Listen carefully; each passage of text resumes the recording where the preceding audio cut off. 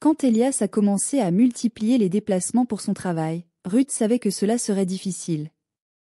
Les longues heures à gérer seule la maison, les tâches quotidiennes et les enfants devenaient épuisantes. Même si Elias essayait de l'encourager en lui promettant que cette période de leur vie n'était que temporaire, Ruth se sentait de plus en plus submergée. C'est dans ce contexte que Jacob, le neveu d'Elias, fit son apparition. Jeune homme de 25 ans, il venait de terminer ses études et cherchait à se stabiliser en ville. Elias, avec son grand cœur, avait insisté pour que Jacob vienne séjourner chez eux temporairement, le temps qu'il trouve un logement. Au début, Ruth était sceptique. Accueillir une autre personne dans sa maison alors qu'elle se sentait déjà dépassée n'était pas vraiment une solution à ses yeux. Pourtant, elle n'avait pas osé refuser.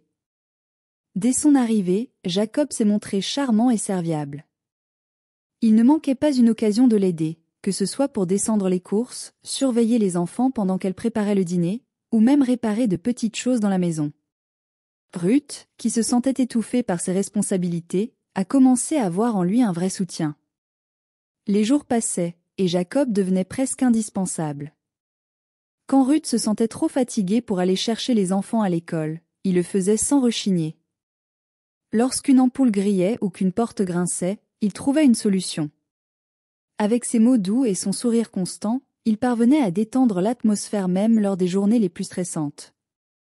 Petit à petit, une complicité s'installa entre eux. Non pas une complicité romantique, mais un lien chaleureux et presque fraternel. Ruth appréciait les discussions qu'elle avait avec lui en fin de journée, autour d'une tasse de thé, après que les enfants soient couchés. Il parlait de ses projets, de ses rêves, de sa gratitude envers Elias et elle pour leur générosité. Cela faisait longtemps que Ruth n'avait pas eu quelqu'un à qui parler aussi librement. Pourtant, certaines remarques de Jacob la surprenaient parfois.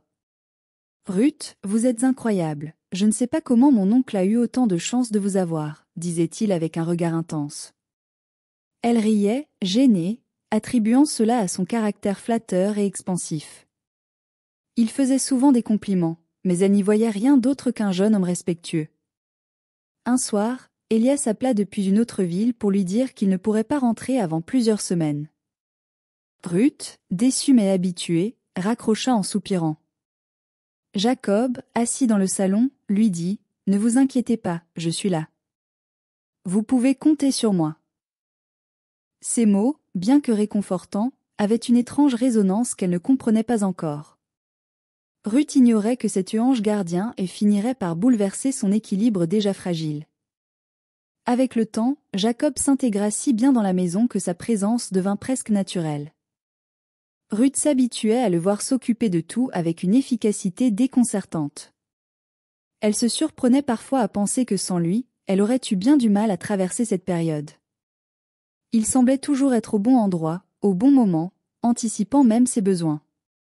Cependant, Ruth commença à remarquer des détails qui la mettaient légèrement mal à l'aise. Jacob, qui jusque-là semblait concentré sur ses tâches, avait développé une manière différente de la regarder. Ses regards, d'abord furtifs, devinrent plus longs, presque insistants. Parfois, lorsqu'elle parlait, il la fixait si intensément qu'elle en perdait le fil de ses pensées. Une nuit, alors qu'elle s'apprêtait à aller se coucher, elle trouva Jacob assis dans le salon, feuilletant un livre. Voyant qu'elle semblait fatiguée, il s'exclama. « Vous ne devriez pas tout faire toute seule, Ruth. Vous êtes une femme formidable, mais même les plus fortes ont besoin de se reposer. » Elle sourit timidement, mais quelque chose dans son ton semblait différent. Elle lui répondit en plaisantant. « Si je m'écoutais, je dormirais toute la journée. Mais merci pour tout ce que tu fais, Jacob. Tu es vraiment une aide précieuse. » Il baissa les yeux, comme s'il réfléchissait à sa réponse, puis murmura presque. « Vous méritez bien plus que ce que la vie vous donne. » Ces paroles résonnèrent étrangement dans l'esprit de Ruth. Elle choisit d'ignorer ce commentaire, se convainquant qu'elle devait probablement être fatiguée et que son esprit amplifiait les choses. Pourtant, d'autres incidents similaires survinrent dans les jours qui suivirent. Un après-midi, alors qu'elle préparait le déjeuner, Jacob entra dans la cuisine. Il s'approcha, plus près que d'habitude, et lui tendit un verre d'eau. Leurs mains se frôlèrent et il la regarda en disant doucement. « Vous êtes vraiment incroyable, Ruth. » Elle s'éloigna légèrement, feignant de ne pas avoir entendu le ton de sa voix. Ruth tenta de se rassurer, peut-être était-il simplement maladroit? Après tout, il était jeune, peu expérimenté dans les relations humaines. Mais au fond, elle sentait que cette complicité qui avait autrefois été réconfortante prenait une tournure qu'elle ne maîtrisait pas. Ce sentiment s'intensifia lorsqu'un soir, après avoir couché les enfants, elle trouva Jacob en train de regarder un album photo de mariage d'elle et Elias. En remarquant sa présence, il referma l'album brusquement et dit « Vous étiez magnifique ce jour-là. Je comprends pourquoi mon oncle vous a choisi. » Ruth, troublée, répondit rapidement. « Ce sont de bons souvenirs. Maintenant, je vais me coucher. Bonne nuit. » Mais cette nuit-là, elle eut du mal à trouver le sommeil. Elle se retourna encore et encore, se demandant si elle n'exagérait pas. Pourtant, un instinct lui disait que quelque chose n'allait pas. Les jours qui suivirent furent lourds pour Ruth. Une tension invisible semblait s'installer entre elle et Jacob. Elle faisait de son mieux pour garder ses distances, mais la maison n'était pas assez grande pour qu'elle puisse réellement l'éviter. Chaque interaction devenait une épreuve, chaque regard échangé la plongeait dans un mélange de malaise et d'incertitude. Un soir, alors qu'elle terminait de ranger la cuisine, Ruth entendit des pas derrière elle. Elle se retourna brusquement et trouva Jacob, appuyé contre l'encadrement de la porte, les bras croisés. Son regard était différent, plus intense, presque calculateur. « Vous êtes toujours la dernière à vous coucher, Ruth, » dit-il avec un sourire qui la mit mal à l'aise. Elle esquissa un sourire nerveux et répondit. « C'est une habitude, je suppose. » Bonne nuit, Jacob. Elle tenta de quitter la pièce, mais il se déplaça légèrement, bloquant presque le passage. Attendez, murmura-t-il. Pourquoi êtes-vous toujours si distante avec moi ces derniers temps? J'ai l'impression que vous m'évitez. Ruth se figea. Son cœur s'accéléra, et elle sentit une bouffée d'adrénaline. Ce n'est pas vrai, Jacob. Je suis juste fatiguée. Rien de plus. Il s'approcha, réduisant l'espace entre eux. Ruth, dit-il d'une voix basse, vous savez que je vous respecte beaucoup, mais je sens que, il y a quelque chose entre nous. Quelque chose que ni vous ni moi ne pouvons nier. Ces mots frappèrent Ruth comme une gifle. Elle recula d'un pas, secouant la tête. Tu es fou, Jacob. Il n'y a rien entre nous, et il n'y en aura jamais. Comment peux-tu dire une chose pareille? Mais Jacob, loin de se laisser démonter, fit un pas en avant. Ne niez pas, Ruth. Je vois la façon dont vous me regardez parfois, la façon dont vous me parlez. Vous ressentez quelque chose, tout comme moi.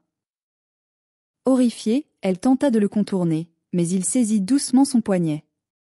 Ce geste, bien qu'il ne fût pas violent, fut suffisant pour déclencher un mélange de peur et de colère en elle.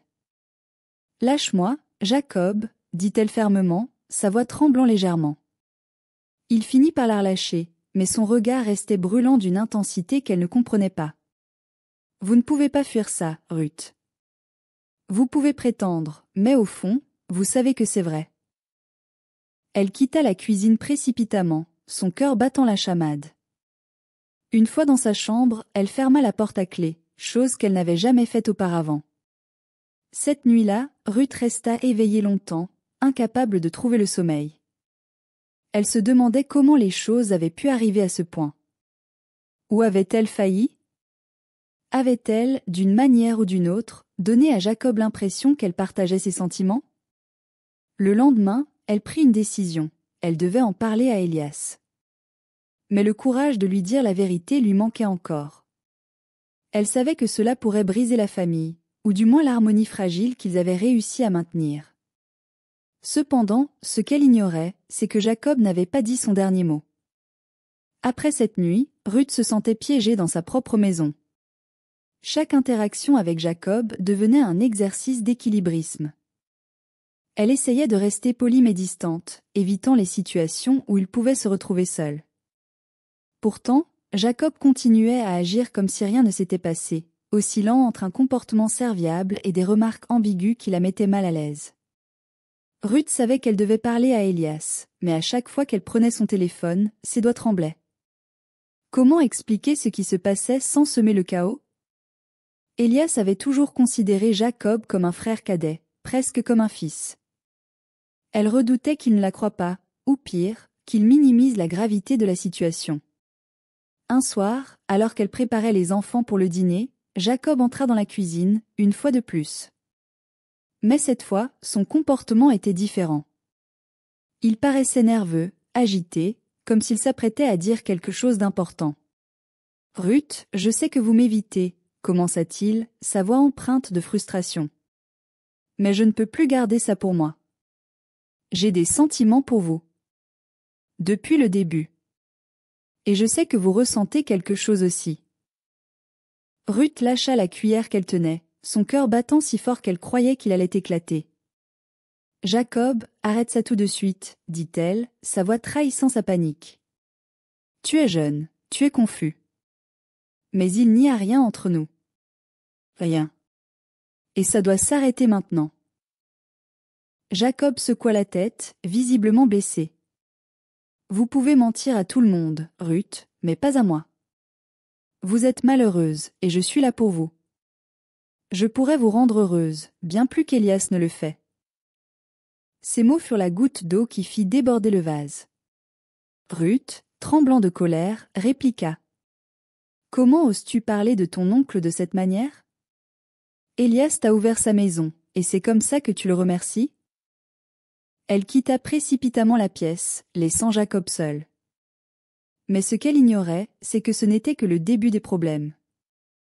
Quelques jours plus tard, alors qu'elle essayait de maintenir une façade de normalité, Ruth reçut un appel inattendu d'Elias. Il semblait troublé, presque en colère. « Ruth, commença-t-il sans préambule, Jacob m'a parlé. Il dit que tu l'as encouragé. Que tu lui as donné de faux espoirs. C'est quoi cette histoire? » Le monde de Ruth s'écroula en un instant. « Quoi? » s'écria-t-elle, abasourdie. « C'est complètement faux.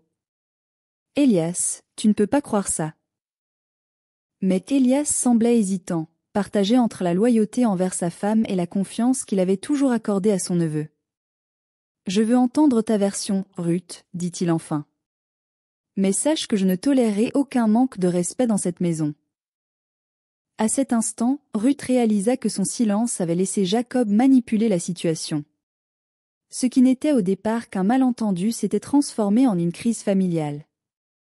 Ruth sentit la colère monter en elle, mêlée à une profonde tristesse. Jacob avait non seulement franchi les limites, mais il avait aussi manipulé la situation pour se présenter comme la victime.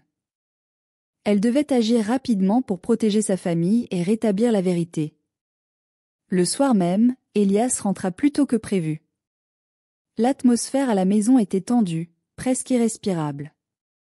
Jacob, jouant parfaitement son rôle, semblait calme et presque penaud, tandis que Ruth tentait de garder la tête haute malgré la tempête intérieure.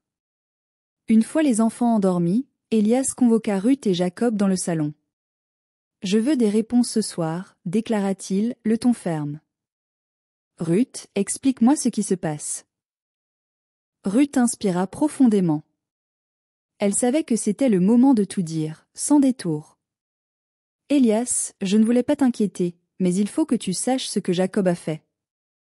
Depuis un certain temps, il se comporte de manière inappropriée avec moi. Il a insinué des choses.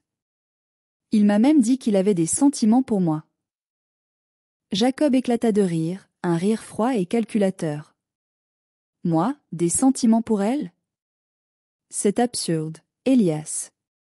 Elle essaie de me faire passer pour le méchant parce qu'elle sait que tu ne m'aurais jamais cru capable de dire la vérité. » Ruth sentit la rage bouillonner en elle. « Tu mens, Jacob. Comment oses-tu? Après tout ce qu'Elias a fait pour toi. » Elias, visiblement déchiré entre les deux, leva la main pour demander le silence. « Stop, dit-il. Je veux des preuves. Je ne peux pas me contenter de vos paroles. Ruth se sentit démunie. Elle n'avait aucune preuve tangible. Tout reposait sur sa parole contre celle de Jacob. Mais soudain, une idée lui vint. « Elias, tu sais que je n'ai jamais caché mes conversations. Je te propose de regarder les caméras de surveillance. Il y en a dans le salon et la cuisine. Elles ont peut-être capturé quelque chose. » Elias sembla réfléchir un moment, puis acquiesça. Il se leva et se dirigea vers son bureau, où les enregistrements étaient sauvegardés.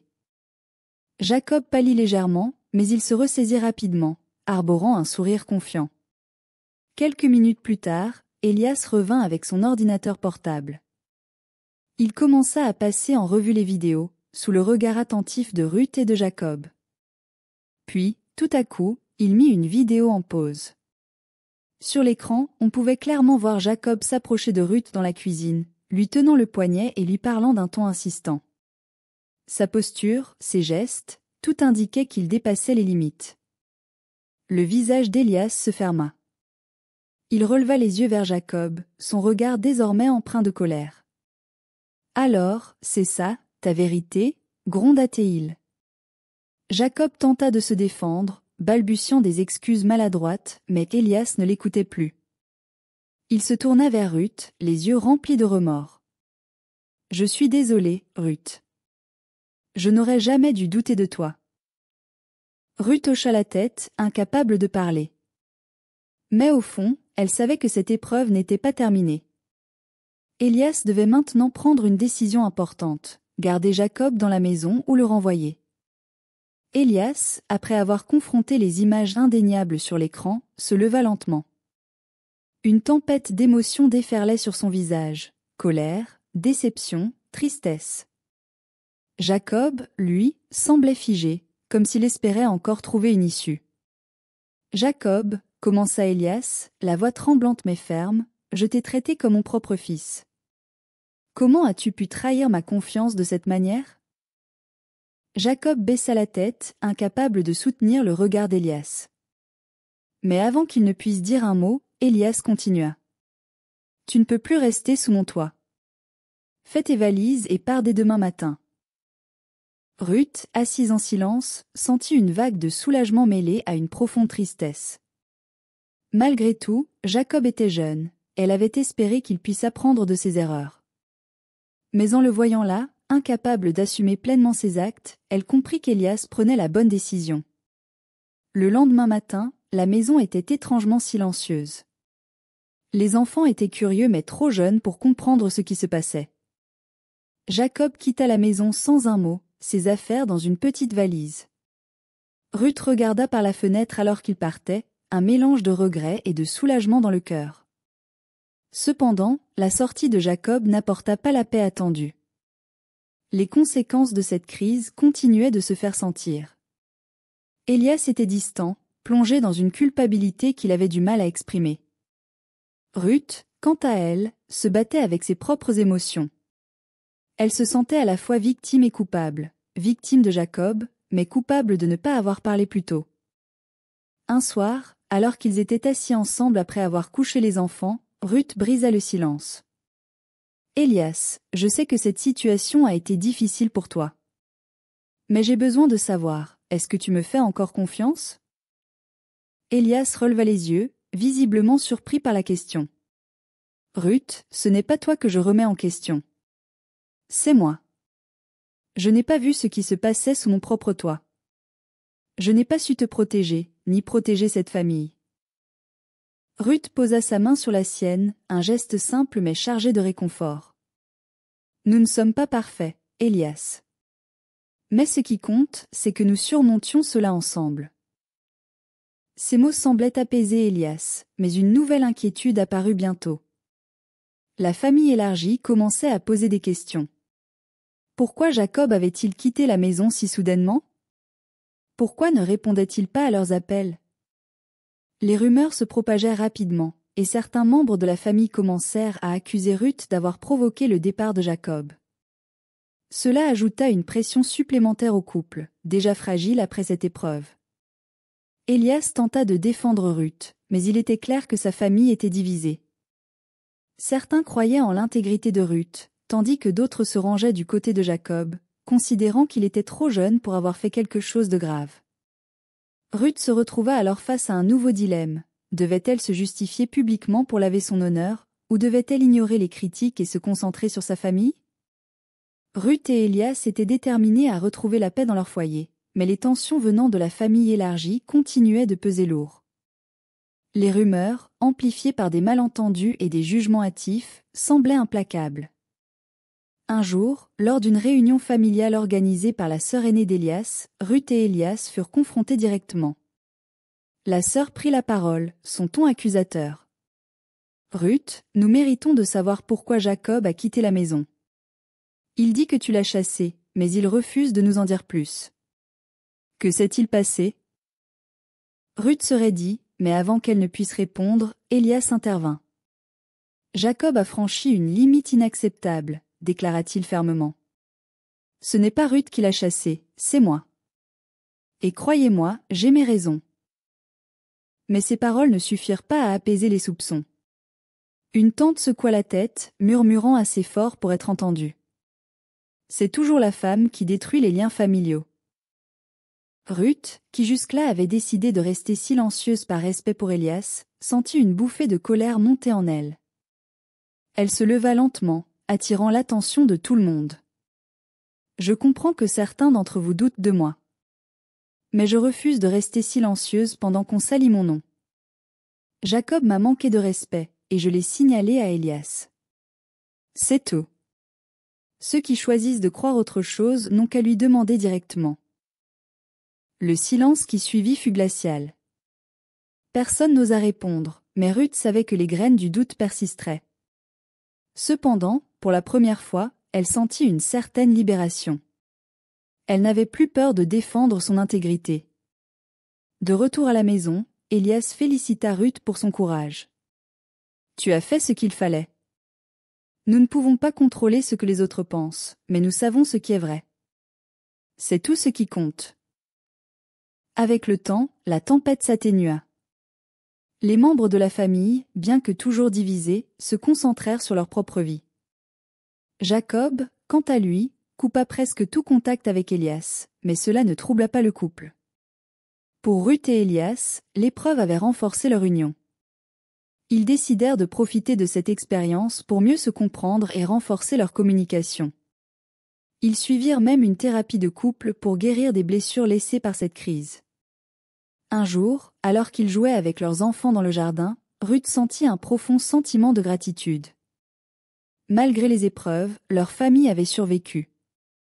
Et, plus important encore, elle avait grandi. Elias prit la main de Ruth et lui dit, avec un sourire sincère. « Merci d'avoir été forte, Ruth.